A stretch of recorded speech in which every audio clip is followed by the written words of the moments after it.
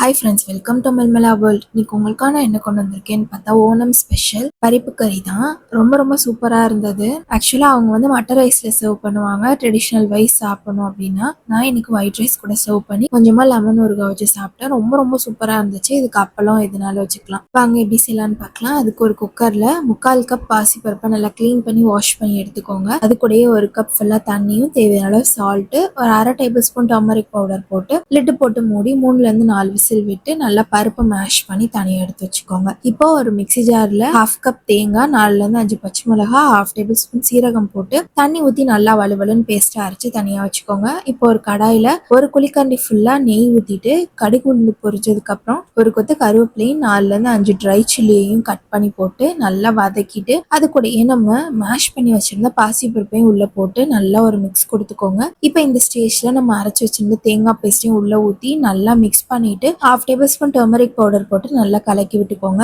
லைட்டா ஒரு கொதி வந்தோடனே மேல கொஞ்சமா கொரியாண்டர் ஸ்ப்ரிங்கிள் பண்ணிட்டு சுட சுட சாதத்தோடையும் மட்டர் ரைஸோடையும் வச்சு சர்வ் பண்ணி பாருங்க. ரொம்ப ரொம்ப சூப்பரா இருந்துச்சு. கண்டிப்பா இந்த ரெசிபியை ட்ரை பண்ணி பார்த்துட்டு எனக்கு எப்படி இருக்குன்னு கமெண்ட் பண்ணுங்க. நம்ம சேனல் நிறைய பேர் சப்ஸ்கிரைப் பண்ணாம ஃபாலோ பண்ணாம பார்த்துட்டு இருக்கீங்க. சப்ஸ்கிரைப் பண்ணி ஃபாலோ பண்ணி வச்சுக்கோங்க. உங்களை தேடி யூஸ்ஃபுல்லான வீடியோஸ் வந்துட்டே இருக்கும். தேங்க்யூ, பாய்.